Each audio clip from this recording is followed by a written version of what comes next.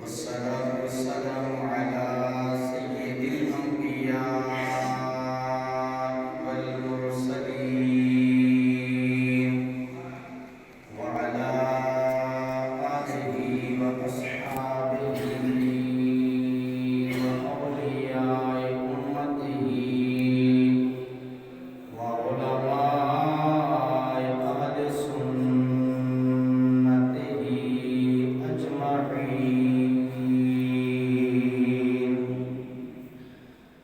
أما بعد فأعوذ بالله من الشيطان الرجيم. بسم الله الرحمن الرحيم. مرج البحرين يلتقيان بينهما برزخ لا يبغيان فبأي آلاء ربكما تكذبان. صدق الله مولانا العظيم وصدق رسوله النبي الكريم الأمين ونحن على ذلك لمن الشاهدين والشاكرين والحمد لله رب العالمين. قال الله تبارك وتعالى في شأن حبيبه مبدئا وآمرا إن الله وملائكته يصلون على النبي يا أيها الذين آمنوا صلوا عليه وسلموا تسليما. اللهم صل على سيدنا ومولانا محمد وعلى آل سيدنا ومولانا محمد وبارك وسلم وصل عليه. الصلاة والسلام عليك يا سيدي يا رسول الله وعلى آلك وأصحابك يا سيدي يا حبيب الله. الصلاة والسلام عليك يا سيدي يا رحمة للعالمين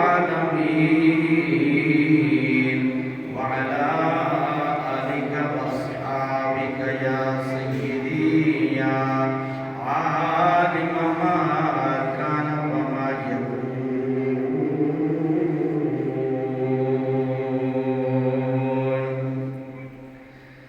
کی محمد سے وفا تو نے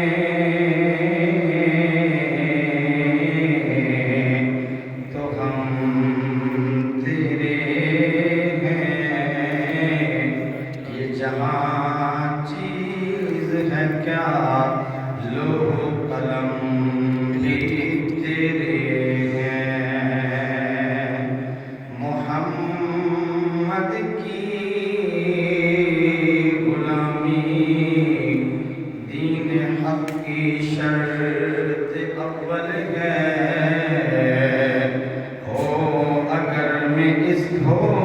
اگر اس میں کچھ خامی تو سب کچھ نامکمل ہے. اگر جنت میں جانے کا ارادہ ہو تمامی کا گلے میں توق پا ڈالو محمد کی غلامی کا. نہایت ہی واجب احترام جملہ معزز و محترم سامعین کرام، اللہ تبارک و تعالی کی نعرہ کتاب قرآن مجید فرقان حمید کی دو آیات بینات تلاوت کرن دا شرف حاصل کیتا ہے. دعا ہے کہ خالق ارض و سما جمعہ مبارک دے بابرکت لمحات اندر انہاں دا صحیح مقصد اور مفہوم سمجھان اور سمجھن کی توفیق عطا فرمائے. اور اللہ جل شانہ اساں سارے احکامات قرآن و حدیث تے دل و جان نال ایمان رکھن اور عمل دی توفیق عطا فرمائے۔ گرامی قدر حضرات، اللہ تبارک و تعالی نے بندہ مومن اتے بے شمار احسانات فرمائے گئے۔ انسان اللہ تعالیٰ دیا نعمتاں اور دے احسانات کا شکر ادا نہیں کر سکتا ہے، اور میرے کریم رب دا کروڑ مرتبہ لا تعداد مرتبہ شکر ہے۔ اللہ تعالیٰ نے سان اشرف المخلوقات بنایا، یعنی آدم علیہ السلام دی اولاد دے وچوں پیدا فرمایا ہے، کیونکہ رب دیاں مخلوقات تے بہت زیادہ ہیں، طرح طرح دیاں مخلوقات نے، لیکن اللہ کا یہ شکر ہے کہ رب تعالیٰ نے سانو انسان بنایا اور پھر مسلمان دے گھر پیدا کیتا ہے، اور سونے نبی صلی اللہ تعالیٰ علیہ وسلم دا امتی بنایا ہے۔ اس وجہ نال اتنے بے شمار کریم رب دے احسانات نے کہ بندہ اللہ دے احسانات دا اودیاں نعمتاں دا شکر ادا نہیں کر سکتا، اپنی گنتی اور اعداد و شمار دے وچ بھی نہیں لیا سکتا، لیکن کامیاب انسان ہوئی ہے جیڑا اللہ تبارک و تعالیٰ کا شکر گزار بندہ بن کے دنیا دے اندر اپنی زندگی کو بسر کرتا ہے۔ اللہ تعالیٰ کی قدرت دے کمالات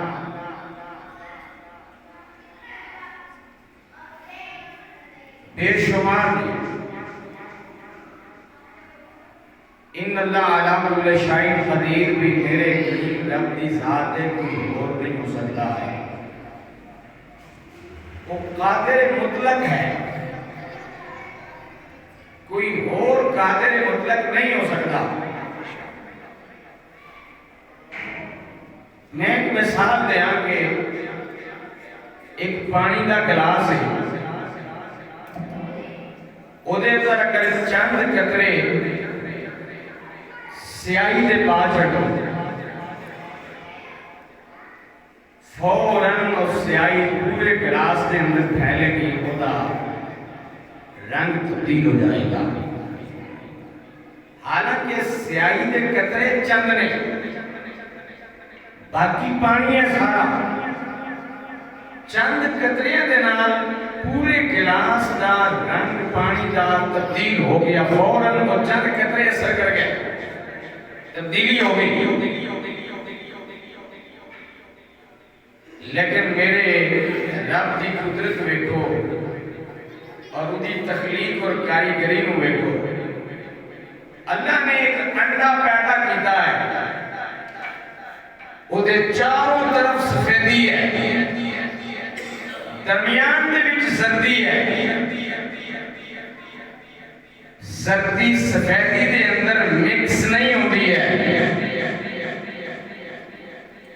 مقام بھی دونوں دا ایکو ہے، ٹھہراؤ بھی دونوں دا ایکو جگہ دے ہے، لیکن اللہ تعالیٰ نے اپنی قدرت دکھائی ہے کہ انڈے دے اندر سفیدی بھی موجود ہے، زردی بھی موجود ہے، لیکن زردی سفیدی دے اندر مکس نہیں ہوتی۔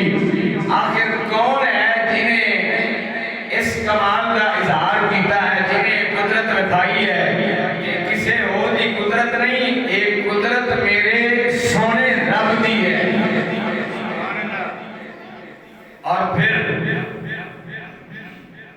دو دریا چل رہے ہیں، لیکن پانی اکٹھا چل رہے ہیں، ایک دا رنگ ہو رہے دوسرے دا رنگ ہو رہے، آپس کے اندر ملتے نہیں، چل رہے ہیں، ایک قدرت کاملہ کی دی ہے میرے سونے رب دی ہے کہ جنہیں دونوں جاری فرمایا ہے لیکن انہاں دا پانی اکٹھا چل رہا ہے ایک دوسرے دے اندر مکس نہیں ہوتا رواں دواں ضرور ہے ایک قدرت بھی اس سونے رب دی ہے ایسیاں قدرتاں دا اظہار اور کوئی بھی نہیں کر سکتا ہے کیا کھٹو اچھی آدم سبحان اللہ اللہ کریم نے سورۃ الرحمن دے اندر ارشاد فرمایا مرج البحرین یلتقیان بینہما برزخ لا یبغیان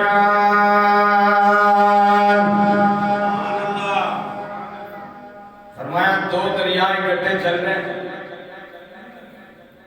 لیکن آپس کے اندر ملتے نہیں ایک قدرت سونے رب دی ہے اور پھر دیکھو پانی اللہ دی نعمت ہے اور پانی جدوں بارش کی صورت اس برسے کسی اور آپ پاشی کے ذریعے نہ زمین کے اندر جائے پانی ایک ہے لیکن ادھے تو چیزاں زمین مختلف اگاندی ہے اسے پانی کے ذریعے نال سبزیاں بھی ہو گئیاں اسے پانی کے ذریعے نال انگور بھی پیدا ہو گئے اسے پانی کے ذریعے نال سیب بھی پیدا ہو گئے اسے پانی کے ذریعے نال دیگر اجناس چیزاں بھی پیدا ہو گئیاں پانی تے ایک ہے زمین بھی ایک ہے جنہوں پانی ملیا اور وہ دے اندر جذب ہویا لیکن اس زمین دے وچوں چیزاں مختلف اگیاں نے مختلف پیدا ہوئیاں نے پانی ایک ہے لیکن چاہے تے اس پانی نال سبزیاں ہوگا دے چاہے تے انگور اگان چاہے تے پھل اگان چاہے تے گندم اگائے چاہے تے بڑے بڑے درخت اگان ایک قدرت کسے دی نہیں ہے ایک قدرت کاملہ بھی میرے سونے رب دی ہے جڑا اپنی قدرت رکھاندا ہے کہ ایک پانی دے نال مختلف چیزاں نوں پیدا فرما دیندا ہے یہ بھی اس کریم رب دی قدرت کاملہ ہے اور علامہ محمد اقبال رحمت اللہ تعالیٰ علیہ نے بڑی پیاری گل فرمائی ہے آپ فرمانے کھجور دی گٹلی یہ اتنی سخت ہے کہ آرام دے نال اس کے سوراخ نہیں ہو سکتا ہے اور پھر آم دی گٹلی یہ بھی سخت ہے انہاں دو گٹھلیاں نو انسان جدوں زمین دے اندر دفن کردا ہے فرمایا اس سخت گٹھلی دے وچوں نرم و نازک سول پودا کھجور دی گٹھلی نو چیر کے نکلیا امب دی گٹھلی نو چیر کے پیدا ہویا اے انسان کدی تو غور کیتا ہے کہ ایسی سخت گٹھلی بظاہر جن اندر سوراخ ناممکن ہے اتنی سخت ہے لیکن جدوں زمینی جنوں دفن کیتا اس سخت گٹھلی دے وچوں پودے دی بالکل نرم و نازک سول نو جس ہستی نے پیدا کیتا ہے کوئی اور نہیں ہے تیرے تے میرے کریم رب دی قدرت کاملہ ہے جنہیں اتنے بھی پودا پیدا فرما دیتا یہ بھی اللہ تعالیٰ دی عظیم قدرت کا ایک نشان ہے کہ سخت ترین چیز دے اندروں بھی اللہ تعالیٰ نے حیات نباتات پیدا فرما دیتا ہے کہہ تو سبحان اللہ گرامی قدر حضرات ایک آسان کی مثال دیا کہ انسان گندم کا دانہ زمین کے اندر دفن کر دیتا ہے بو دیتا ہے وہ اتنا نرم و نازک بھی سول ہے جب وہ زمینی چو باہر نکلتا ہے اتنا وہ نرم ہے کہ اگر وہ ہاتھ لاؤ تو مسئلہ جائے اتنا نرم ہے ہوا دے جھونکے آن تے ادھر چلا جائے گا تے ادھر چلا جائے گا لیکن کتنا نرم و نازک سول زمینی چو نکلے جنہوں ہاتھ لاؤ تے مسئلہ جائے زمین دے سینے نو چیر کے باہر نکل آیا تو رخ آسمان والا ہے رخ خدا آسمان دی طرف ہے انسان نے کبھی عالم تنہائی بیٹھ کے سوچا ہے کہ ایسی نرم و نازک چیز جنہوں ہاتھ لاؤ تے مسلی جائے زمین دے سینے نو چیر کے باہر آ جائے. آخر کون ایسی ذات ہے جنہیں اس قدر نرم و نازک چیز دے اندر ایسی قوت رکھی ہے کہ زمین نو پھاڑ کے باہر نکل آئی ہے. یقیناً ایک قدرت بھی کسی اور دی نہیں ہے, میرے سونے رب دی قدرت کا ملا ہے. اور پھر بڑی توجہ طلب بات یہ ہے کہ کھجور دا دانا جن مسیح زمین اس دفن کر دیا وہ چوئے نرم و نازک پودا اگدا ہے. کدی غور کرو کہ کھیت دے اندر تے دا رخ سیدھا آسمان والے ہوتا ہے. ایک نرم و نازک پودا انسان کو بڑا ہی عجیب و غریب پیغام دے رہا ہوتا ہے. سمجھ آ گیا تو لطف آ جائے گا.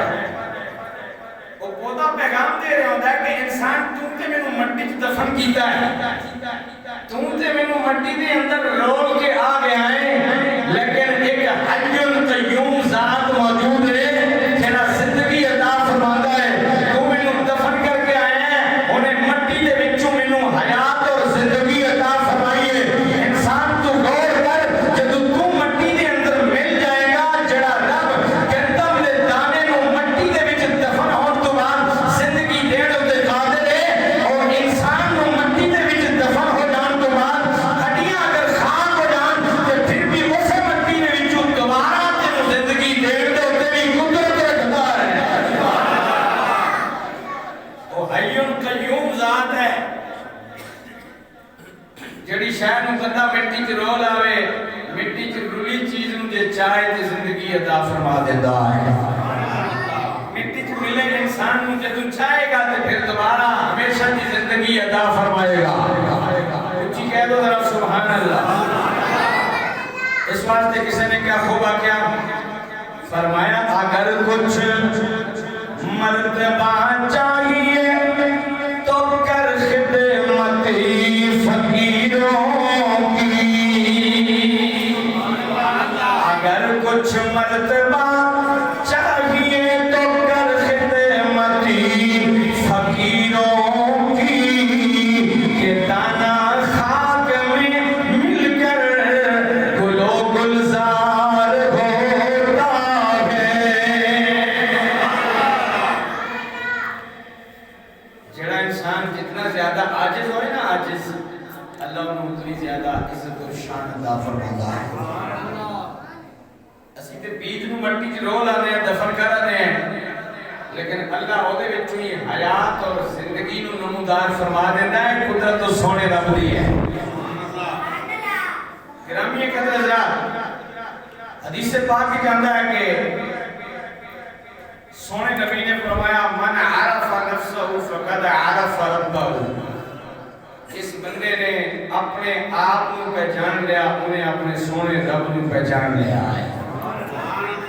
انسان اپنے آپ سے غور سے کرے, انسان اپنے آپ کو پہچانے,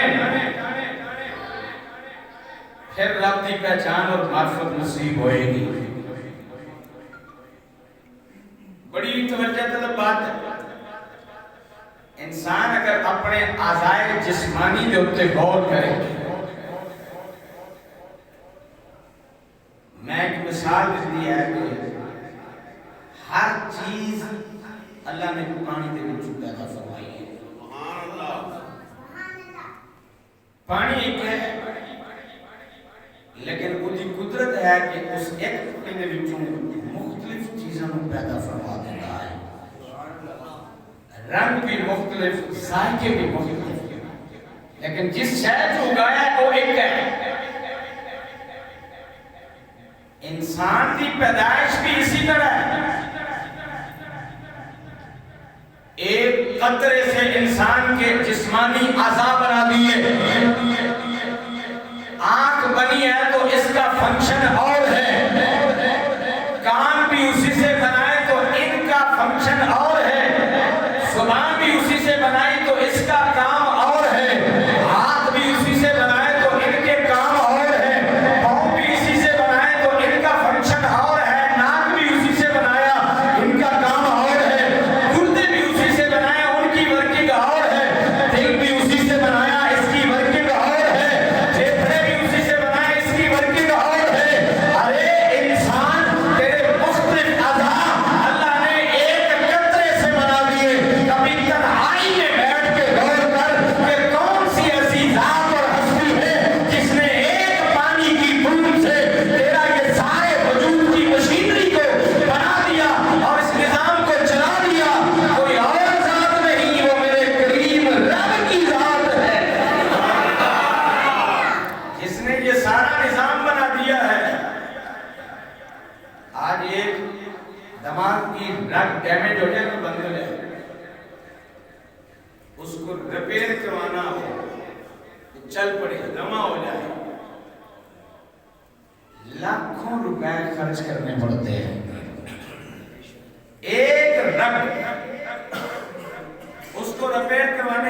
लाखों रुपए खर्च हो गए,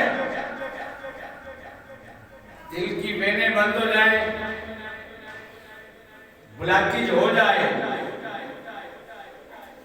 इसको रवा रखने के लिए लाखों रुपए खर्च करने पड़ते हैं, तकलीफें भी उठाना पड़ती हैं। जो रिपेयरिंग कर रहा है इस निजाम की, उसको लाखों रुपए दे दिए हमने, बना नहीं सकता वो। अल्लाह ने जो उसको अकल दी है, जो अल्लाह ने हिकमत के मोती अता फरमाए हैं, उससे रिपेयरिंग कर रहा है, और लाखों रुपए इंसान के खर्च हो रहे हैं। लेकिन कभी आए इंसान, तूने सोचा कि जिसने ये सारी मशीनरी बना दी है तुझे, उस हस्ती को तू क्या दे रहा है? जो रिपेयरिंग कर रहा है उसे लाखों रुपए दे रहे हो, उसकी बड़ी अहमियत है, उसके पीछे दिन रात भाग रहा है इंसान कि मेरी दिमाग की रगें रिपेयर हो जाए, मेरे दिल के पदवाल खुल जाए, चल जाए, जिंदगी की रौनकें दोबारा बहाल हो जाए। लाखों रुपए हथेली पे उठा के इंसान भाग रहा है, लेकिन वो ज़ात जिसने ये पूरा निजाम बना दिया, इसको चला दिया, कभी आलम में तन्हाई में बैठ के इंसान सोचे कि उस कामला कुदरत रखने वाली ज़ात को इंसान क्या दे रहा है? क्या उसका भी हम हक अदा कर रहे हैं जो हमें करना चाहिए था?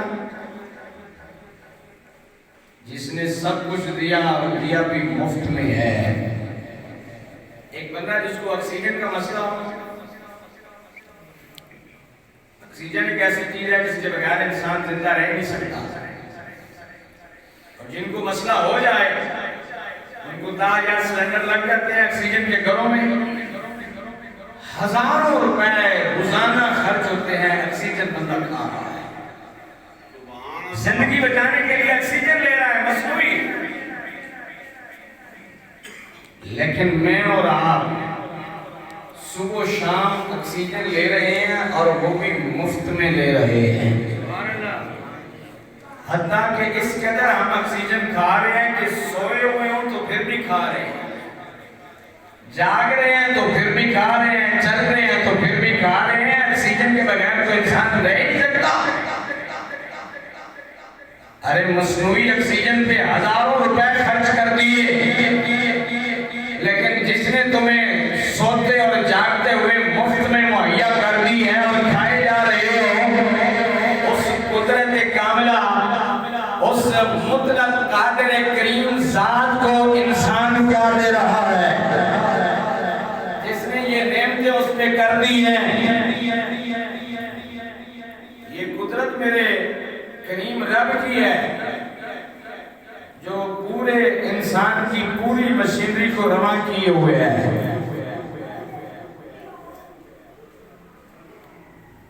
अल्लाह कुरान में कहता है फबिअय्यि आला रब्बिकुमा तुकज़्ज़िबान, फरमाया है जिन्नो इंस तो तुम मेरी कौन कौन सी नेमतों को झुटलाओगे। सुभान अल्लाह,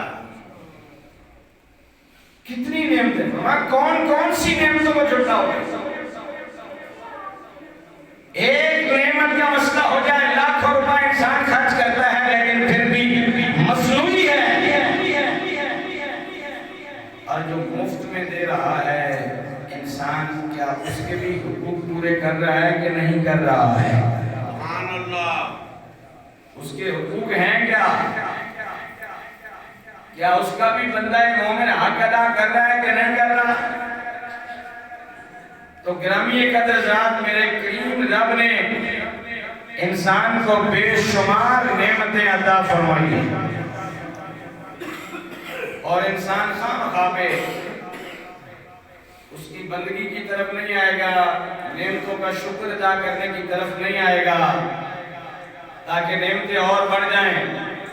कोई अल्लाह की ज़ात के बारे में बासो बबास कर रहा है, कोई तकदीर के बारे में मुदाखलत कर रहा है, कोई रूह के बारे में मुख्तलिफ सवालात कर रहा है। सुभान अल्लाह। हालांकि फरमाया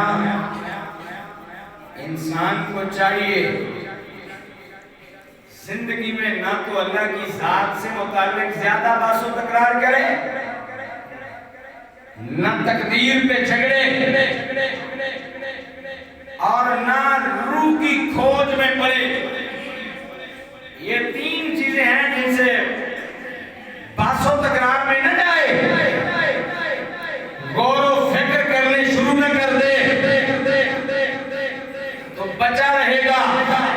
اگر ان تینوں چیزوں کی کھوج میں لگے گا تو انسان گمراہ ہو جائے گا, بھٹک جائے گا. اپنے آپ کو راہ راست پر لگنے کے لیے انسان کو چاہیے اللہ کی ذات سے اپنا تعلق مضبوط رکھے, لیکن اس کی ذات کی کھوج میں نہ پڑے. تقدیر پہ ایمان پکا رکھے لیکن تقدیر کے بارے میں کھوج نہ لگائے. روح اللہ نے بندے کے جسم میں پھونکی ہے.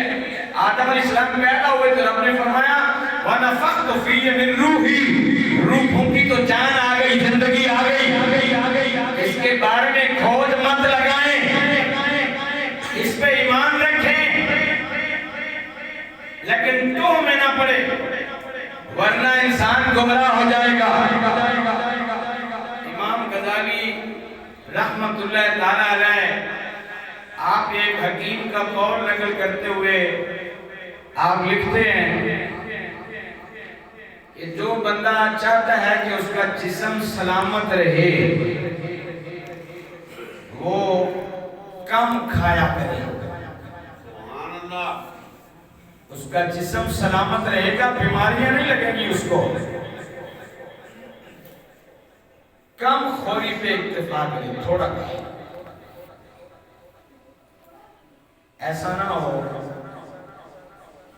وہ کہتے ہیں نا کہ جب انسان کھانے لگے تو 3 حصے کرے, ایک حصہ کھانے کے لیے, ایک پینے کے لیے, ایک ہوا کے لیے. بعض اب آپ کو ایسے ہوتے ہیں وہ کہتے ہیں حلق تک کھانا ہے, اتنا کھانا ہے. پانی جب پیئیں گے تو خود اپنی جگہ ڈھونڈے گا, سانس آئے نہ آئے خیر ہے, اتنا کھانا ہے. لیکن بیماری 576 لگی تھی. حالت یہ ہوتی ہے.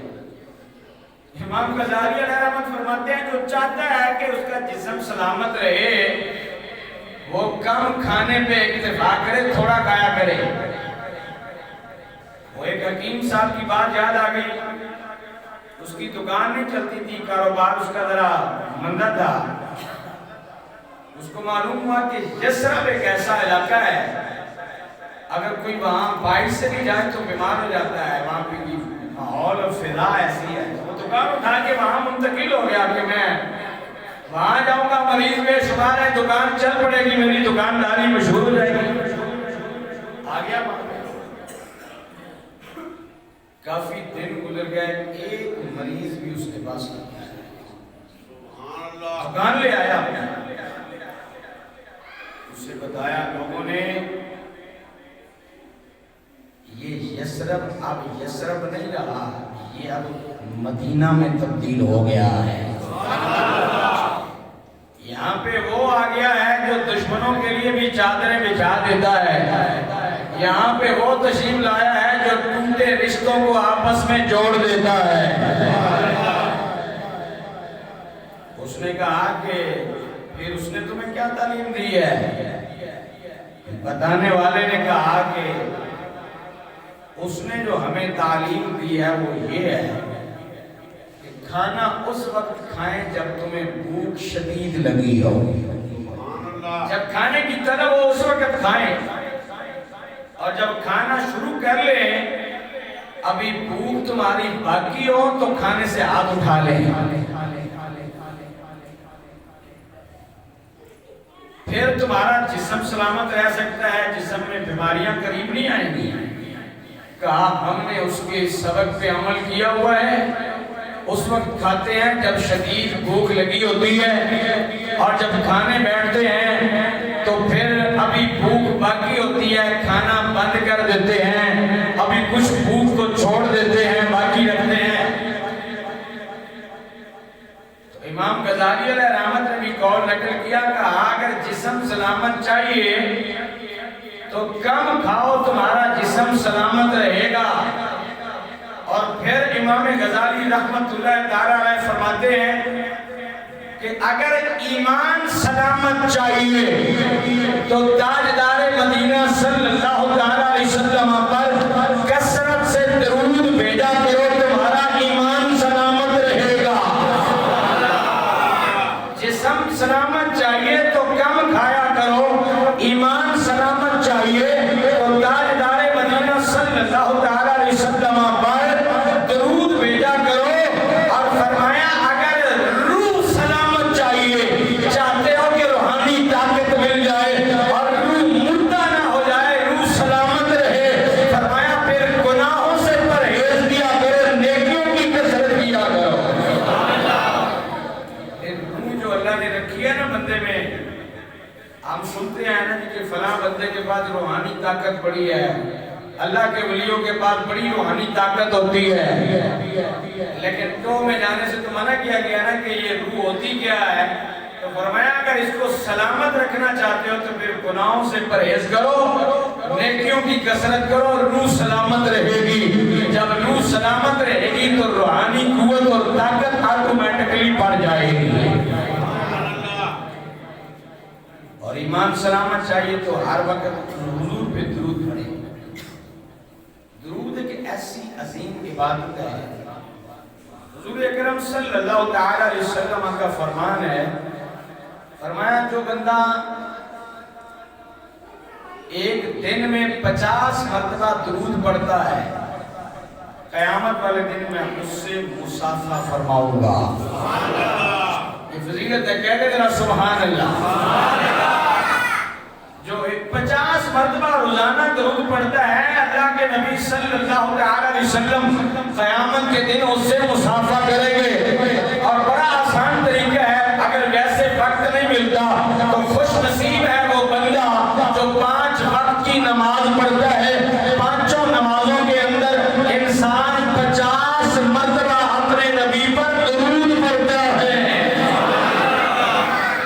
کتنا قسمت والا ہے، بندگی خدا بھی ہو رہی ہے اور میرے نبی صلی اللہ علیہ وسلم کی ثنا بھی ہو رہی ہے،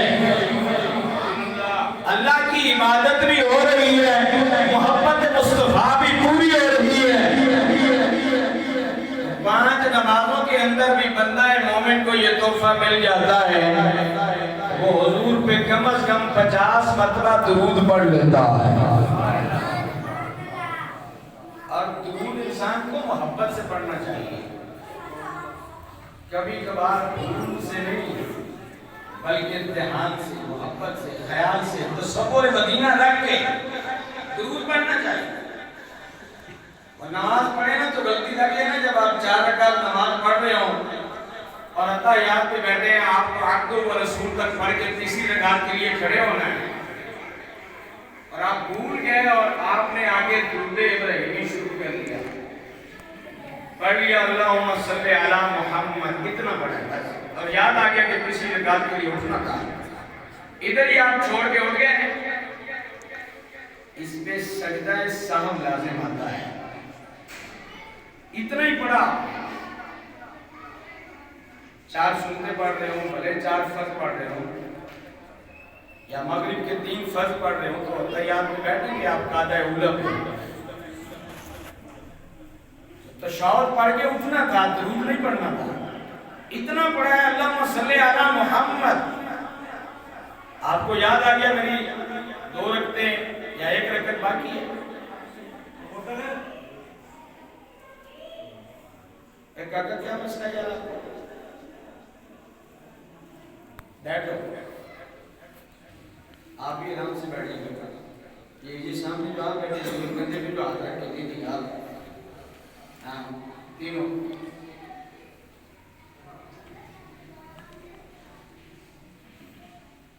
تو امام ابو حنیفہ رحمۃ اللہ تعالیٰ علیہ نے یہ مسئلہ لکھا کہ اس پہ سجدہ سہو لازم ہے۔ سجدہ سہو کیا ہے کہ جب آپ آخری اتحیات پہ بیٹھیں گے، عبدہ و رسول تک پڑھ کے ایک سائڈ پہ سلام پھیریں گے، 2 سجدے کریں گے، پھر اتحیات کو اثر ہے تو دوبارہ پڑھیں گے، آپ سے جو غلطی ہوئی نماز کے اندر اس کا ازالہ ہو جائے گا۔ سبحان اللہ۔ جب یہ فتویٰ لکھا اور یہ مسئلہ لکھا امام صاحب نے تو حضور ان کی خواب میں تشریف لے آئے اور فرمایا ابو حنیفہ تو نے مجھ پر درود پڑھنے پر نماز میں سجدہ سہو لازم قرار دے دیا ہے۔ حضرت امام ابو حنیفہ رحمۃ اللہ تعالیٰ علیہ نے عرض کیا یا رسول اللہ سجدہ سہو اس لیے لازمی قرار نہیں دیا کہ درود کیوں پڑھا ہے، اس لیے لازمی قرار دیا ہے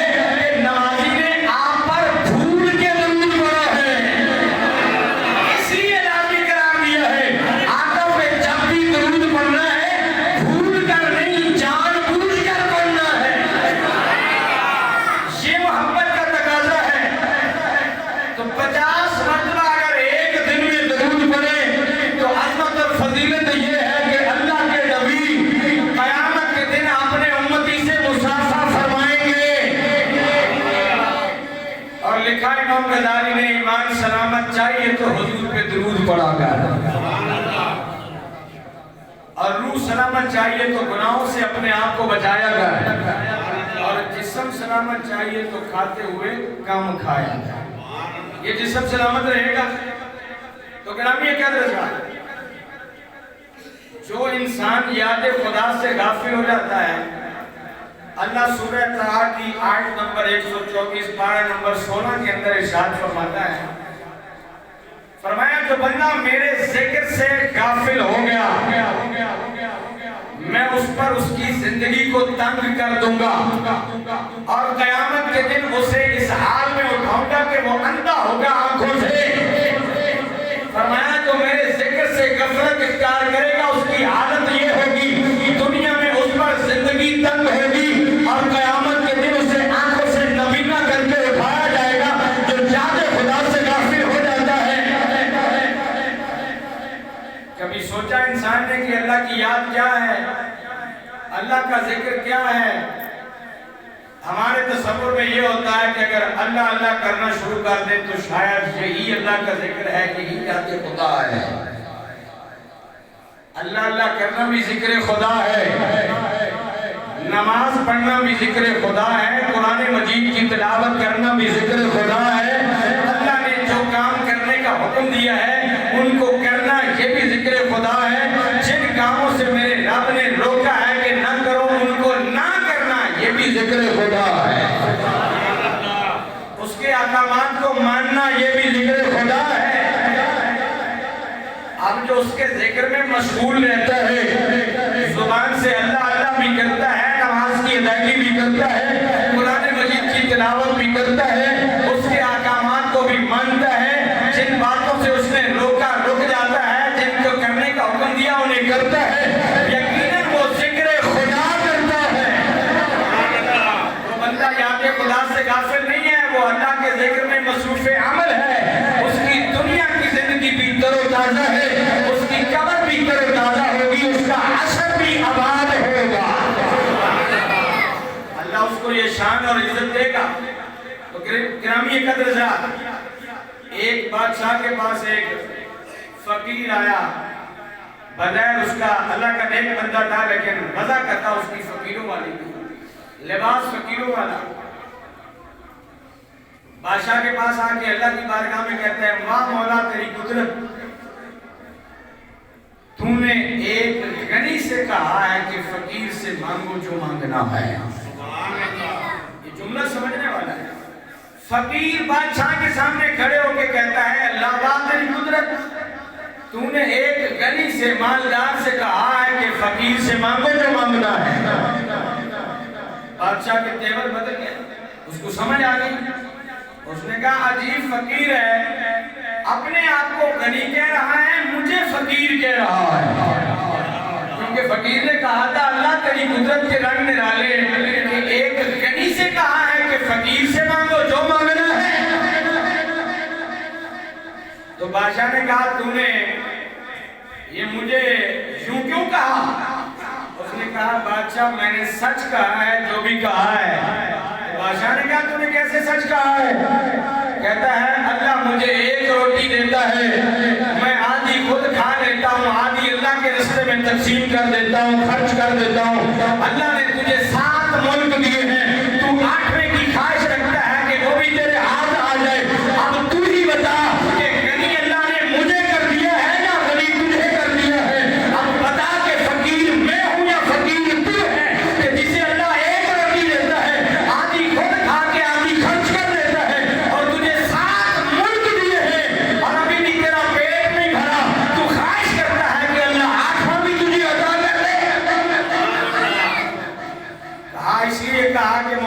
قدرت نرالی ہے.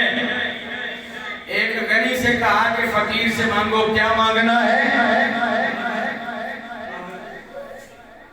انسان کو چاہیے اللہ تعالیٰ جس حال میں رکھے اس حالت میں راضی رہے، اس حال پہ خوش رہے.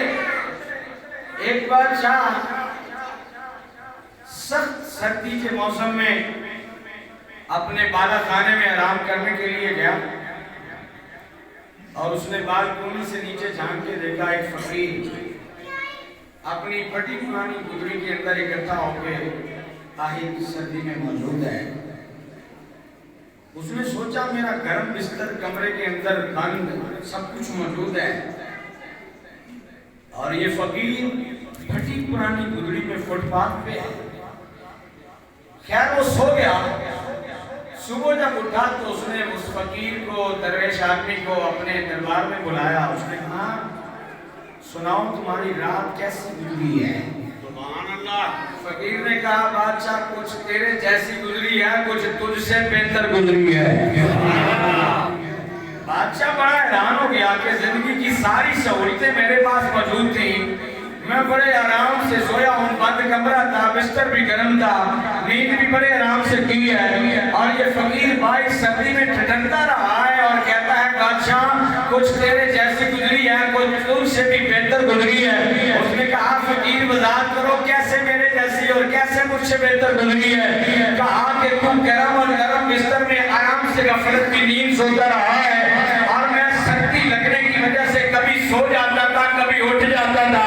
جب اٹھتا تھا تو زبان پر اور دل میں ذکر خدا جاری ہو جاتا تھا، کبھی اونگ آ جاتی تھی، نیند آ جاتی تھی. کہا جس لمحے مجھے اونگ آتی تھی وہ تیرے جیسا ہو جاتا تھا، اور جب میں اٹھ جاتا تھا اور ذکر خدا کرتا تھا وہ لمحہ تجھ سے بہتر گزرتا تھا. وہ لمحہ میرا تجھ سے کہیں آنا تھا اور تیرے سے کہیں اچھا وہ میرا لمحہ گزرتا تھا. بندہ مومن کو چاہیے کہ اپنے رب کی یاد سے غافل نہ ہو. امام احمد بن حنبل رحمت اللہ تعالی علیہ، آپ ایک کشتی میں سوار تھے، کشتی دوسرے کنارے پہ گئی، آپ نے اپنی چادر پکڑی، اس کو جاڑا کندھے پہ رکھا اور چل دیے اور کہنے لگے بیلیو قیامت والے دن بھی ایسا ایک ہی پار ہو جانا ہے اور دنیا داروں نے حساب دیتے رہنا ہے. آپ نے دیکھا کشتی میں بڑے بڑے تاجر تھے، ان کو اپنا مال سمیٹنے کی لگی ہوئی تھی. امام احمد بن حنبل رحمۃ اللہ تعالی علیہ نے اپنی چادر کو جاڑا کندھے پہ رکھا اور چل دیے.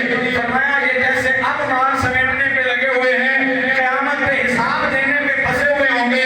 ہم جیسے چادر جھاڑ کے جہاں سے جا رہے ہیں، حشر کے دن بھی چادر جھاڑ کے ہم چل دیں گے اپنی منزل کی طرف. یہ مقام ہوتا ہے ان لوگوں کا جن کے دل میں دنیا کی حوث نہیں ہوتی ہے. میرے آقا کریم صلی اللہ علیہ وسلم گرمیوں کے سخت موسم میں ایک درخت کی چھاؤں میں آرام فرما رہے ہیں، غلام بھی ساتھ موجود ہیں. حضور اکرم صلی اللہ علیہ وسلم نے ایک غلام سے فرمایا میں نے تجھے مال غنیمت میں سے مال دیا ہے؟ کہا یا رسول اللہ آپ نے مجھے مال سے نوازا ہے. فرمایا جوتے اتارو اور دھوپ میں کھڑے ہو جاؤ، جو مال غنیمت تمہیں دیا تھا اس کا مجھے حساب دو، کہاں کہاں تم نے اس کو خرچ کیا ہے. تو صحابی نے جوتا اتارا، دھوپ میں جا کے کھڑے ہو گئے، بتا رہے ہیں کہ میں نے اتنا لیا تھا، اتنا وہاں خرچ کیا، اتنا وہاں دیا. ابھی حساب پورا نہیں ہوا، پاؤں جلنے لگے. عرض کرتے ہیں یا رسول اللہ